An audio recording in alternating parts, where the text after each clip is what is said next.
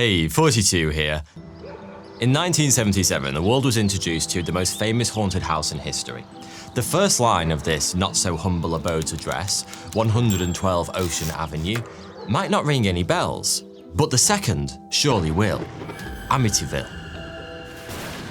Prior to 1977, that was the strange name of a sleepy suburb on the outskirts of New York City. Today, it's synonymous with one thing, the Amityville Horror. That's the name of a book written by Jay Anson that chronicles the experiences of the Lutz family, who moved into 112 Ocean Avenue a week before Christmas in 1975. Within a few days, the Lutzes started to have strange, unsettling experiences. They were subtle at first, inexplicable cold spots and foul odours around the house. And in the basement was a bricked-up room with blood-red walls, which didn't appear on any of the building plans. But as the weeks went by, the paranormal activity escalated. George Lutz woke one night to find his wife levitating above their bed. A creepy demon with the face of a pig was spotted peering through windows on the ground floor. And cloven-hoofed footprints appeared all around the house after a night of heavy snowfall. The family called a Catholic priest to exorcise whatever entity was haunting them, but as soon as he whipped out the holy water, a disembodied voice barked, "Get out!" and he was slapped around the face by an invisible hand. By the time he got home that evening, fresh blisters covered his skin, and he developed wounds on the palms of his hands that looked suspiciously like stigmata. Just 28 days after moving into their new home, the Lutz family left it, in terror for their lives and their immortal souls. They didn't even bother to pack their things. CuriosityStream is the best place to find and watch documentaries about science, technology, nature, travel, and so much more, including my favourite section, history. It's the perfect platform for those of us who are always eager to learn more and explore. CuriosityStream offers exclusive, award-winning films and shows that you can't find anywhere else, along with the deepest collection of the best documentaries from around the world, deeper than any other streaming service out there, spanning science, nature, history, technology, military history, and even music. No matter what you're interested in, you're sure to find something that piques your curiosity on CuriosityStream. And the best part is that they add new shows every week, making it one of the best deals in streaming. Personally, I've been loving their Marks of Time series. It talks about ancient Rome and the Colosseum, and how it shaped our world, and the issues they're faced with today trying to preserve these ancient wonders. It's a great one, so don't miss it. So if you're ready to start exploring the world of documentaries and non-fiction series, go to curiositystream.com/42 for unlimited access. And for my viewers, you can use promo code 42 to save 25% off. That's an incredible deal for such a wealth of content. So just click the link below or go to curiositystream.com/42 and save 25% right now. Don't miss out. Thanks to CuriosityStream for sponsoring this video. Like many famous horror stories, this one's supposed to be true. Though for obvious reasons, plenty of people have their doubts. More on that later. But what very few people realize is that the most spine-chilling aspect of the entire account is, in fact, completely true. If you've watched a film adaptation of the Amityville Horror, you'll recall an estate agent informing the Lutz that a mere year before, 6 people were murdered in the house. Those murders really did take place, and to this day, exactly how and why they were carried out remains a mystery. Some suspect mafia involvement. Others believe the killer had help from an unidentified accomplice. And still others blame whatever malignant force festers within the house.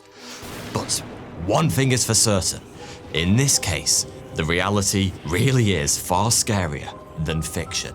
This is the true story of the Amityville Horror. In the early hours of the 13th of November 1974, 23-year-old Ronald Butch Defoe left his home at 112 Ocean Avenue. He worked at his father's car dealership, but as the son of the boss, his main responsibility was to sit around on his arse all day doing bugger all before clocking off early to head to the pub. Unlike his son, Butch's father was usually pretty conscientious, but for some reason that particular morning, he failed to show up for work.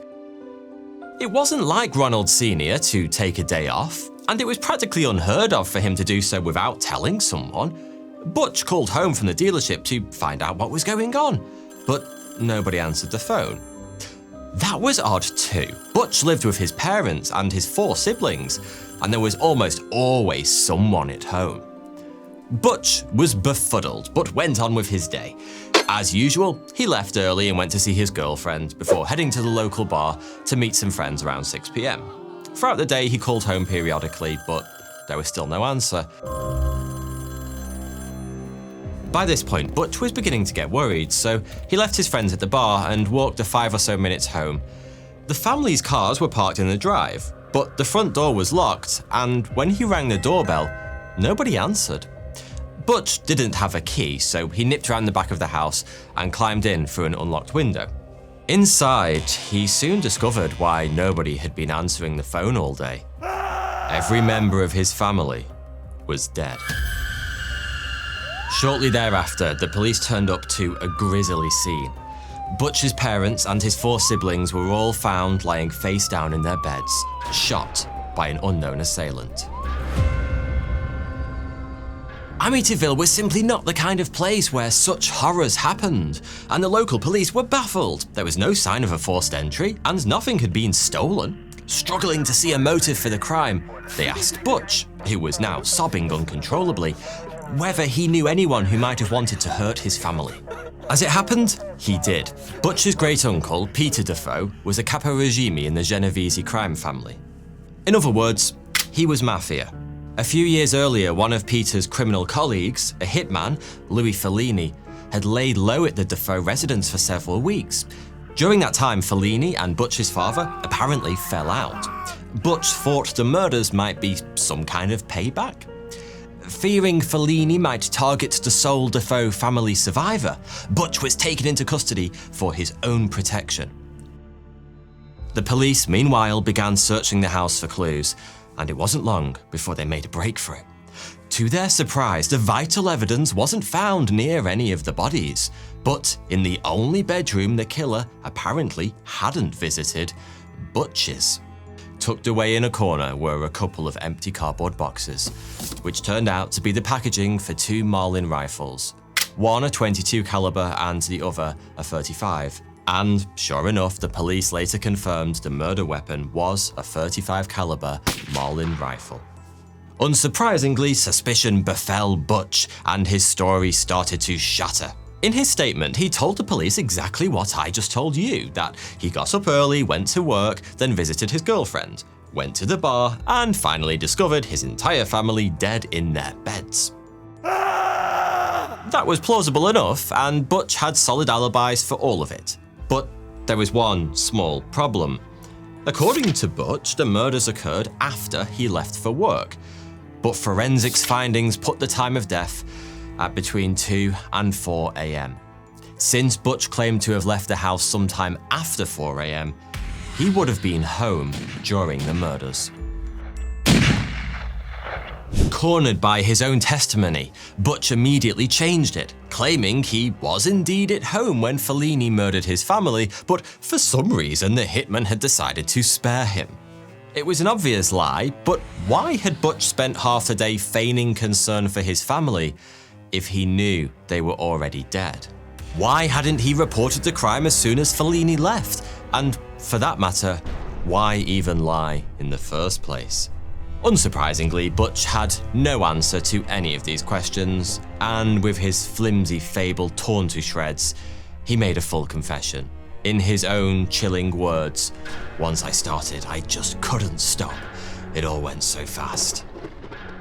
Detailing his deeds that morning, the sheer evilness of Butch's crime emerged. After murdering his entire family in cold blood, Butch had a nice relaxing soak in the bath, got changed, then drove out of town to dispose of the murder weapon and his blood-stained clothes in a storm drain. As we've already seen, in an attempt to further cover his tracks, he proceeded to have a completely normal day, going to work, hanging out with his girlfriend, and having a few drinks with his mates, all whilst the bodies of his entire family grew cold in their beds at home.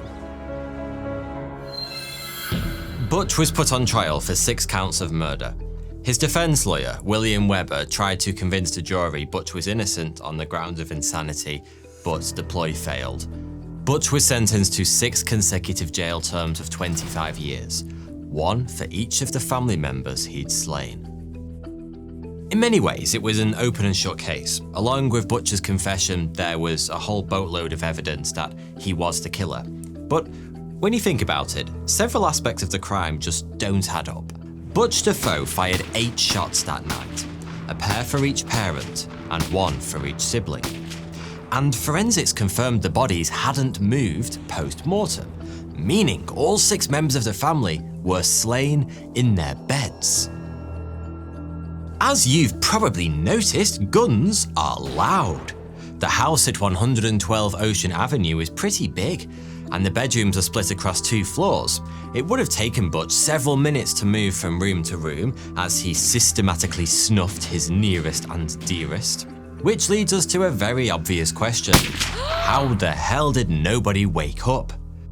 Butch himself explained this little conundrum by claiming to have laced a family dinner with sleep-inducing barbiturates, but no trace of any drugs showed up in the toxicology reports. And let's not forget about the neighbours. In many films about the Amityville horror, the house is shown as being relatively remote, presumably to amp up the fear factor. In reality, it's on a regular street lined with lots of other houses. During Butch's trial, a reenactment of the murders revealed that a single shot from the murder weapon could be heard a full 5 blocks away. And yet, not a single neighbour heard any of the 8 gunshots fired that night. There's also the question of motive. It was well known in Amityville that Butch was bad news. He drank heavily, took drugs, and committed several petty crimes. He also had a truly terrible and sometimes violent relationship with his father, which had been deteriorating in the weeks leading up to the murders. But there was no discernible motive for the other 5 killings.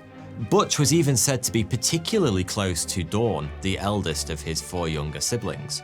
Even for someone like myself with a permanent lease on the biggest tent in the skeptics camp, it's all a bit strange.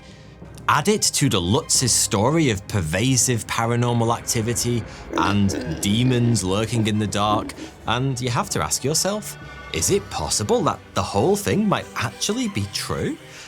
That there's something unnatural in that house? There's certainly some convincing evidence here. In 1979, George and Kathy Lutz volunteered for a polygraph test to prove once and for all that their story was true. They did things properly too, recruiting Chris Gugas to carry out the test. He was one of the leading polygraph experts in America at the time. The couple were separately asked 5 questions about their paranormal experiences at the house, ranging from the simple, "Are you telling the truth?" to the slightly more specific, "Did you levitate that one time?" Gugas ultimately concluded that both were telling the truth. If, on the other hand, you happen to be a fellow skeptic, there's ample reason to dismiss the Amityville horror as just another hoax. To start, several key scenes in the original book are demonstrably inaccurate. The Catholic priest, who apparently got beaten up by a ghost whilst trying to bless the house, later swore in court that he'd never even been there. And those cloven hoof footprints that appeared in the snow all around the house, records show it didn't snow anywhere near Amityville on the day in question. Then there's the infamous hidden red room portrayed in the film as a gateway to hell. Turns out it was merely a mundane storage room with red paint on one of the walls. And it was never hidden as Kathy and George Lutz claimed. The kids used to play there often. Which presumably wouldn't have been a great option if it had been a literal entrance to the underworld. Most damning of all, in 1979, William Weber, Butch Defoe's defense attorney, confessed to concocting the whole thing with George and Kathy Lutz over copious amounts of wine. Weber revealed that it wasn't malevolent forces, but mounting mortgage debts that convinced the Lutz to flee the house. They conjured all the ghosts and goblin stuff to try and make some fast cash. And considering they earned hundreds of thousands of dollars from the Amityville horror, it's safe to say that went quite well. I should also point out that several other people have lived in the house since the Lutz, and not one of them has ever reported anything unusual. In the decades since the Amityville Horror was released, the story has become a money-making behemoth, birthing over 25 films, dozens of books, and a load of documentaries that I strongly urge you to not bother watching. All these retellings have created an awful lot of noise, and now there's so much fiction entwined with the facts, it's difficult to know what to believe. Ultimately, there's not a shred of actual evidence that anything supernatural inhabits 112 Ocean Avenue, now 108 Ocean Avenue. One of the former owners changed the address in a futile attempt to deter morbid tourists. It's ironic that amidst the tall tales, most folk have forgotten the genuine horror that haunts this house, the brutal 1975 massacre of 6 people. Butch Defoe died behind bars in March 2021, and during his 46 years in prison, he variously implicated everyone from his sister Dawn, their mother, and a shadowy figure who mysteriously appeared at the house one night and handed him a gun. However, the exact details changed with each retelling. Ultimately, we may never know the truth, but one thing is for sure, what happened that night in Amityville was truly horrifying. Thanks for watching.